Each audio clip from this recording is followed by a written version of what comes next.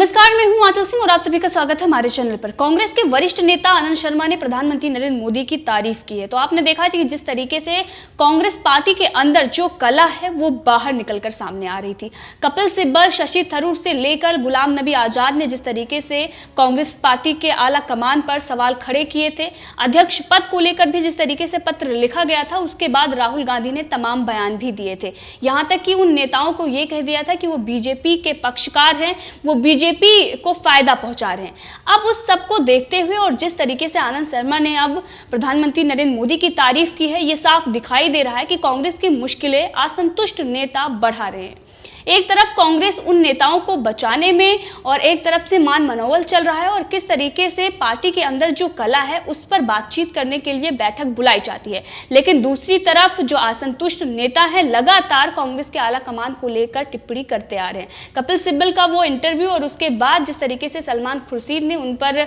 आरोप लगाए और उसके बाद गुलाम नबी आजाद का पलटवार, तो इन सबको देखते हुए अब ये साफ दिख रहा है कि कांग्रेस में दो खेमे हो चुके हैं। एक तरफ सलमान खुर्शीद, कमलनाथ जैसे नेता हैं जो चाटुकारिता और अब राहुल गांधी और सोनिया गांधी के चरणों में अभी भी पड़े हुए हैं और उनको सच्चाई नहीं दिखाई दे रही है। दूसरी तरफ वो नेता हैं जो चाहते हैं कि कांग्रेस पार्टी आगे तक चले और इसीलिए वहां पर लोकतंत्र चाहते हैं, जिसके बारे में उन्होंने बातचीत भी की है, लेकिन कभी भी उस पर ना तो सोनिया गांधी ने ध्यान दिया, ना ही राहुल गांधी ने ध्यान दिया है। अब कुछ लोगों का सवाल राहुल गांधी और प्रियंका गांधी वाड्रा से भी है, लेकिन अगर इसी बीच कोई प्रधानमंत्री नरेंद्र मोदी की तारीफ कर देता है, वो भी कांग्रेस के वरिष्ठ नेता आनंद शर्मा जैसे नेता, जिन पर कई बार इस तरीके के आरोप लग चुके हैं कि वो बीजेपी को फायदा पहुंचा रहे हैं, तो ये साफ दिखाई देता है कि बीजेपी में अब वो जा सकते हैं। और प्रधानमंत्री नरेंद्र मोदी हो या गृह मंत्री अमित शाह, लगातार उन्होंने ऐसे बयान दिए हैं। चीन पर भी उनकी राय अलग थी पार्टी से। तो अब कोरोना वायरस को लेकर जिस तरीके से राहुल गांधी और सोनिया गांधी प्रधानमंत्री नरेंद्र मोदी पर आए दिन आरोप लगाते रहते हैं, बड़े बड़े जो उनके तरफ से आरोप लगाए गए हैं, उसके बीच ही आनंद शर्मा ने प्रधानमंत्री नरेंद्र मोदी की तारीफ की और उन्होंने ट्वीट करते हुए ये कहा है कि प्रधानमंत्री Shri Narendra Modi ji serum institute, Bharat biotech और जाइडस कैडिला की यात्रा की और कोविड-19 के लिए वैक्सीन का उत्पादन करने के लिए भारतीय वैज्ञानिकों के काम को सराहा है। यह अकेले ही फ्रंटलाइन योद्धाओं का मनोबल बढ़ाएगा और राष्ट्र को आश्वस्त करेगा। इसी के साथ उन्होंने दूसरा ट्वीट करते हुए लिखा है कि उन संस्थानों का सम्मान करना जो भारत के दशकों से बनाए हैं, जिनमें विशेषज्ञता और भारत को दुनिया का सबसे बड़ा टीका निर्माता बनाने की क्षमता है। प्रधानमंत्री नरेंद्र मोदी से आग्रह करते हैं कि वैक्सीन के आते ही एक कुशल और न्याय संगत प्लेटफॉर्म को सुनिश्चित करें। अब ये जो उनके तरफ से ये ट्वीट आया है और जिस तरीके से उन्होंने प्रधानमंत्री नरेंद्र मोदी के इस कदम को सराहा है, उन्होंने कहा है कि जो वो वहाँ पर गए हैं इंस्टीट्यूट में, इससे जो कोरोना वॉरियर्स हैं उनका हौसला और भी बढ़ेगा। अब इससे ये साफ दिखाई दे रहा है कि कांग्रेस की एक तरफ मुश्किलें बढ़ चुकी हैं और पार्टी में जो असंतुष्ट नेता हैं, उनके आए दिन जो बयान आते हैं उसको लेकर राहुल गांधी और सोनिया गांधी की मुसीबतें आए दिन बढ़ती जा रही हैं। अब ये सारी चीज़ें अगर हम कांग्रेस पार्टी के अंदर देखें तो एक तरफ है, दूसरी तरफ जो इनकी नाकामियां हैं, पूरे देश में प्रदेशों में जो चुनाव हुए हैं, किस तरीके से करारी हार कांग्रेस को झेलनी पड़ी है। अभी हमने देखा कि बिहार में जो चुनाव हुआ उसमें जो परिणाम आए, उसके बाद कश्मीर में जिस तरीके से इन्होंने गठबंधन किया, उसको भी देखते हुए कई नेता इस बात से नाराज हैं और कई नेता आरोप भी लगा रहे हैं कि इससे पार्टी की जो छवि है उसको नुकसान पहुंच रहा है। अब वो नेता जो नहीं चाहते कि कांग्रेस लंबे समय तक चले और उनका मतलब, जो कांग्रेस पार्टी का मतलब उन्होंने सिर्फ और सिर्फ सोनिया गांधी और राहुल गांधी ही समझ लिया है, वो नेता इस पर उन नेताओं पर निशाना साध रहे हैं और ये कह रहे हैं कि अगर उनको इसमें दिक्कत है तो वो अलग पार्टी बना सकते हैं। जब कपिल सिब्बल ने इस पर बयान दिया था कि क्या कुछ कांग्रेस पार्टी के अंदर चल रहा है, यहाँ पर लोकतंत्र नहीं है और अगर कांग्रेस पार्टी को जिताना है और कांग्रेस पार्टी को फिर से आगे लेकर आना है तो लोकतंत्र होना चाहिए। इसी के साथ उन्होंने कहा था कि आला कमान ने ये मान लिया है कि हारना ही उनकी नियति है, यानी कि उन्होंने अपनी हार स्वीकार कर ली है और इस पर कोई मंथन भी नहीं हो रहा है, जो लगातार उनकी हार हो रही है। अब राहुल गांधी की वजह से ये हार हो रही है, कई नेताओं का ये भी कहना है, जेडीयू ने भी इस पर सवाल खड़े किए थे। अब आनंद शर्मा प्रधानमंत्री नरेंद्र मोदी की तारीफ करते हैं, गुलाम नबी आजाद और कपिल सिब्बल को लेकर पहले भी राहुल गांधी का बयान आ चुका है। तो क्या अब जो बड़े बड़े नेता हैं कांग्रेस के वो बीजेपी में रुख कर रहे हैं, क्योंकि अब जिस तरीके से बीजेपी की जीत पूरे देश में हो रही है विधानसभा चुनाव में, और वहीं पर लोकसभा चुनाव में जिस तरीके से भारी बहुमत के साथ बीजेपी सत्ता में आई, और अभी जो आने वाला चुनाव है उसमें भी बीजेपी का ही राज होगा, कमल ही खिलेगा, और ये साफ दिखाई दे रहा है। वहीं पर कांग्रेस के पास अब ना तो कोई मुद्दे बचे हैं और ना ही जनता के भलाई के लिए उन्होंने कभी ऐसी आवाज़ उठाई जो जनता के भलाई में और हित में हो, जबकि जो फैसले प्रधानमंत्री नरेंद्र मोदी और गृह मंत्री अमित शाह ने जनता के भलाई में लिए हैं उसके वो विरोध में खड़े हो गए हैं। अब अगर हम ये किसान आंदोलन की भी बात करें तो कितना बड़ा घोटाला सामने आ रहा है कांग्रेस का, किस तरीके से वहाँ पर लोगों को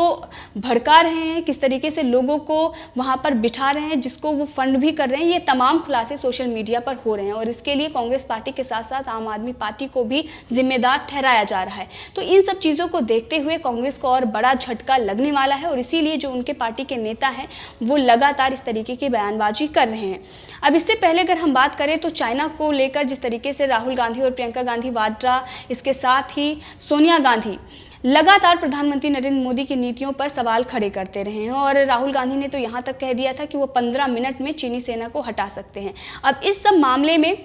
आनंद शर्मा ने पार्टी की जो पॉलिसी है उससे हटकर उन्होंने बात की थी और उन्होंने अलग बयान दिया था। आनंद शर्मा ने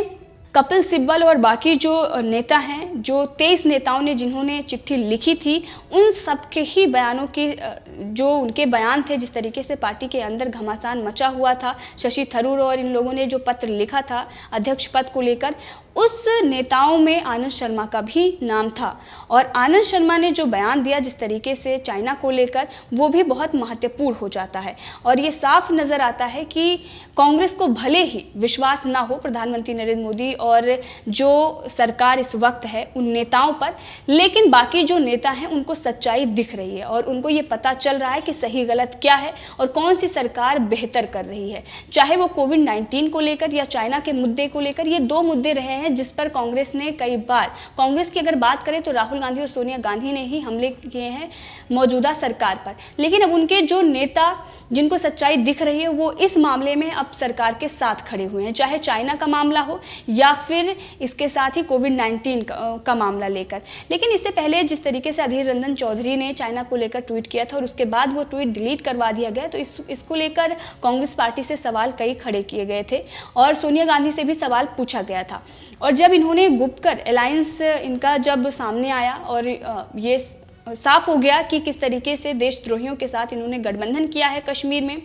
जो लगातार भारत का अपमान, तिरंगे का अपमान करते आए हैं, और उसके बाद रोशनी एक्ट का बड़ा घोटाला सामने आया, कांग्रेस के कई नेताओं का नाम सामने आ रहा है, और महाराष्ट्र में जिस तरीके से कांग्रेस की गठबंधन की सरकार चल रही है, उन सब को देखते हुए अब कोई भी भविष्य इन नेताओं को कांग्रेस में नहीं दिख रहा है और इसीलिए लगातार वो बीजेपी का रुख कर रहे हैं। कई नेता तो बीजेपी का दामन थाम चुके हैं, बड़े बड़े रीता बहुगुणा जोशी जैसे नेता कांग्रेस छोड़कर बीजेपी में कब का आ चुके हैं, लेकिन अब वो नेता जो अभी कांग्रेस में तो हैं लेकिन उनको उतनी तवज्जो नहीं दी जाती जितने के वो हकदार हैं, और इसीलिए शायद कांग्रेस छोड़कर वो बीजेपी में आना चाहते हैं।